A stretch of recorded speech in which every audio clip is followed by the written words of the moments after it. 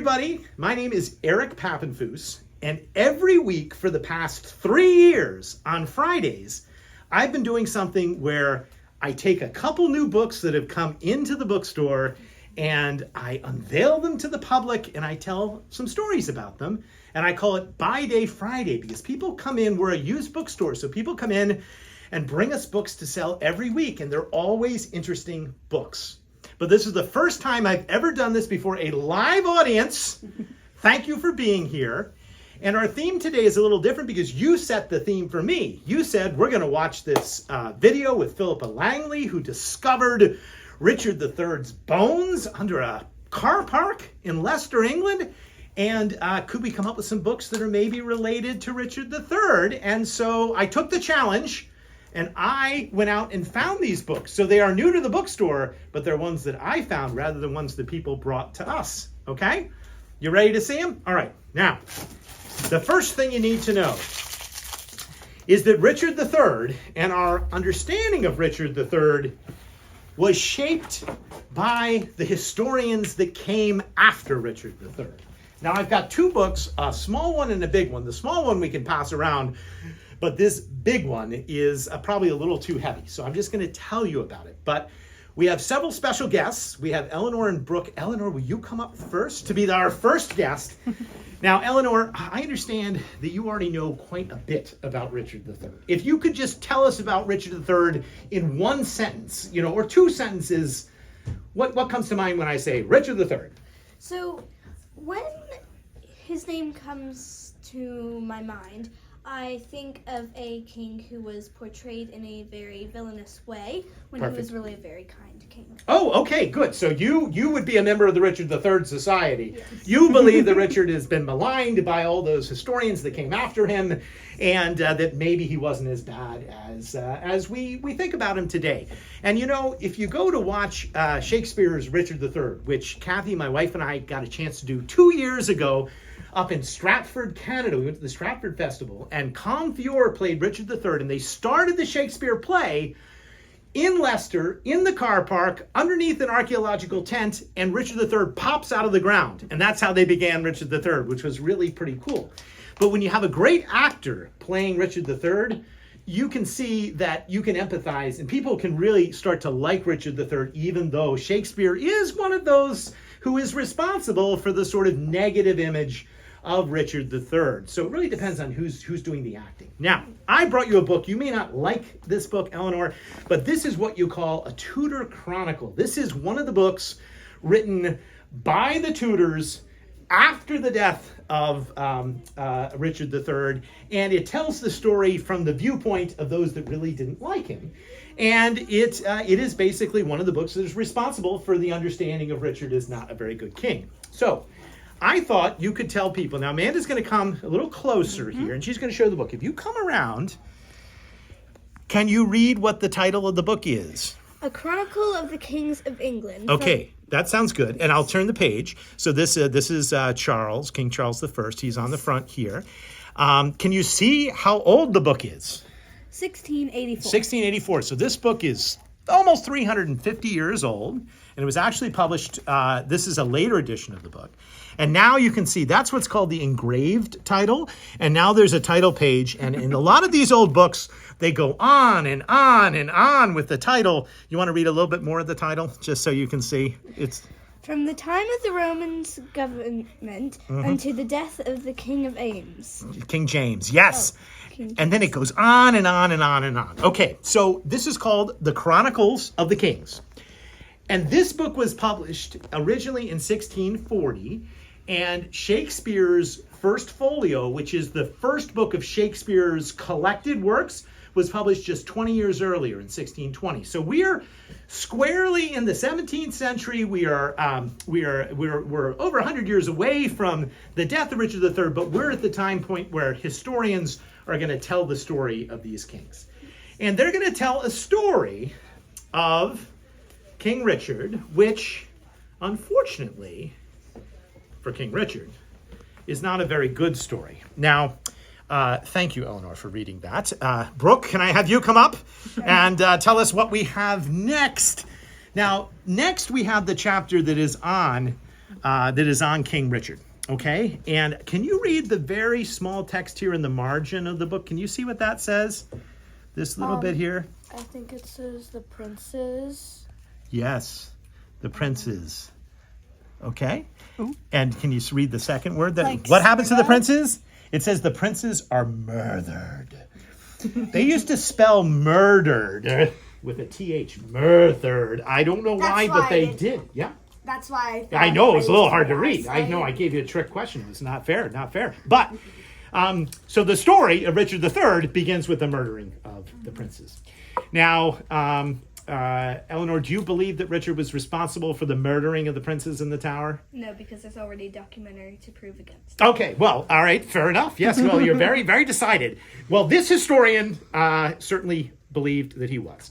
And as a result, in the 17th century, most people, and it even says this in the beginning of the book. In the beginning of the book, there is a book plate, which shows us here, Brooke, you can see, this guy, William, was the owner of the book. And there are what's called sort of auction records about where he purchased the book. And he bought this book, and it was described as one of the most popular books for the gentry in England. It belongs on your coffee table next to Shakespeare, the King James Bible, and then there was the Chronicles of the Kings.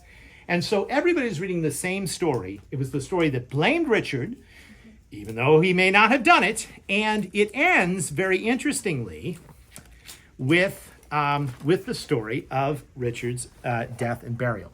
Now, after this talk, you guys can come up and you take a look at this if you're curious.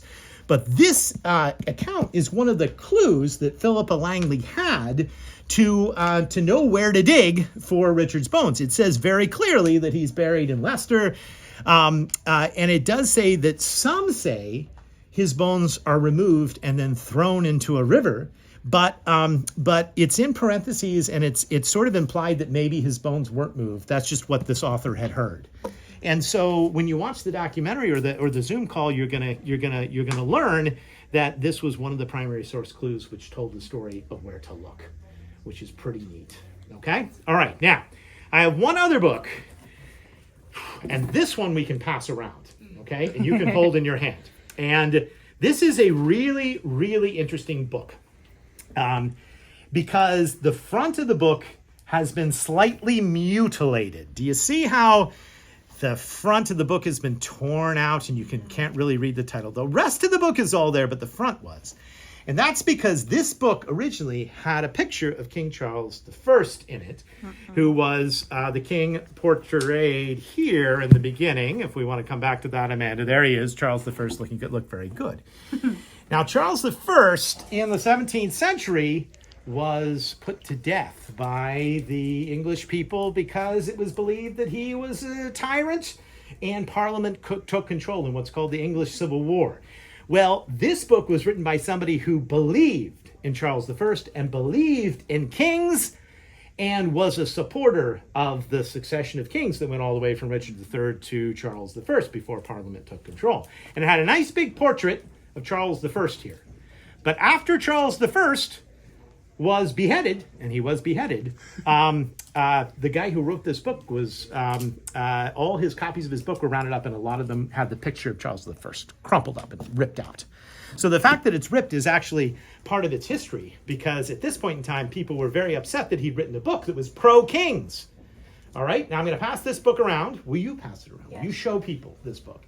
And as you show everybody the book, this is a book which is in the original binding. It's a 17th century binding, and it was actually written by a proponent of royalty, and the book is called, although you can't read it because the title page has been ripped out, it was called The Divine Right of Kings. And it was the belief that kings were inspired by God to lead, and that basically the people had to listen to what the kings would say. Now, this is foreign to some of us as Americans, but at the time, it was definitely believed by the British people. Now, I wanted a book that had some interest. So would you believe that book there was written in the Tower of London in the same room where the princes disappeared? And I don't know if anyone's been to the Tower of London in England. Oh man, yeah, okay, we got some people in the Tower of London. You can go to the Tower of London today, and it's like a castle, but it's not that big, and that's where you would imprison the worst of the worst, whether it was the princes or it was this guy, the royalist, who was writing this story. And what's interesting is it wasn't like today's prisons. You had lots of free time, and you could write, and there was like a library and fireplaces. So I don't think it was too hard labor. Some people brought their servants. Yeah, exactly. So he had lots of time. So he wrote this whole book while being imprisoned by Parliament for saying kings were great, about how great kings were. He didn't think this would get him in trouble. Then he escaped from the Tower of London. So it was written by somebody who escaped from the Tower of London. And then Parliament's forces chased after him, and he met a grisly end because they really didn't like they really didn't like this book. And would you care to guess what happened to him? Oh, yes. Think of the most grisly end you can think of. Yes, go ahead. You got a guess? Me? Yeah, sure. Oh, okay. He got really broke and died from hunger. Oh, that would be a good ending, but it's even We can do more better. grisly than that. Grisly. Think of something good that you've read out of it. Yes, okay. If you wanted to get this guy. Yeah, okay, yes. Was he beheaded? Very close. Ooh, I think Very everyone knows. close. I'll tell you a little more of the story. So he flees from the Tower of London. He escapes. They go after him. He hides in a castle. He tries to defend himself. The castle's surrounded by a moat.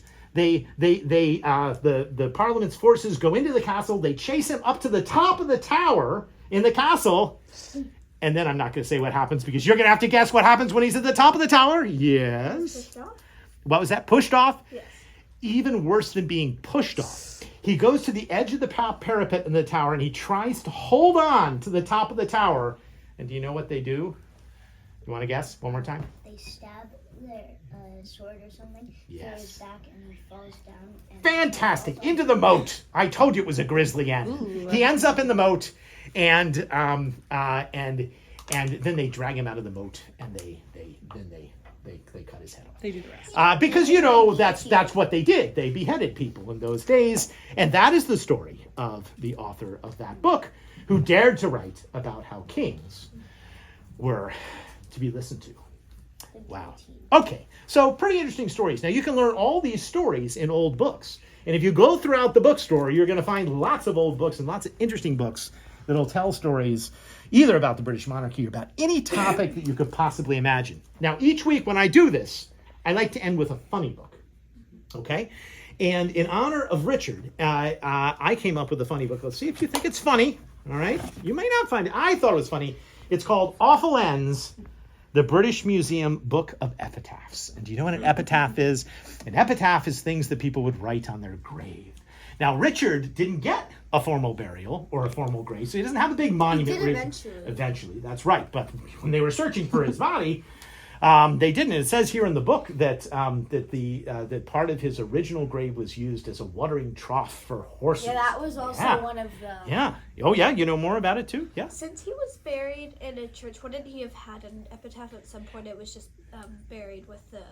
I think you're probably correct. I think originally there would have been an epitaph, but we don't know what that is. It was gone. But at any rate, these are graves that are still around today, epitaphs. And I chose a couple of my favorites because they're epitaphs for famous British book publishers and printers, like the guys who printed these books. So I'll just read you two, okay? Here lies the remains of L. Gage Printer. Like a worn-out character, he has been returned to the founder, hoping that he will be recast in a better and more perfect mold. Can you imagine putting that in here? Okay. And then one more. They also quote the epitaph for Benjamin Franklin. Now, Benjamin Franklin's an American, but he had a really good epitaph. So this is on Benjamin Franklin's grave. If you go to visit that, which is in Philadelphia, not far from here, Benjamin Franklin wrote on his gravestone, "Like the cover of an old book, its contents torn out and stripped of its lettering and gilding, lies here food for worms, but the work shall not be wholly lost. For it will, as he believed, appear once more in a new and more perfect edition, corrected and amended by the author." Benjamin Franklin's epitaph. Well, thank you for listening to me and looking at some old books. I appreciate it very much. And if you're watching at home, be sure to tune in every Friday at noon for more adventures in the world of books.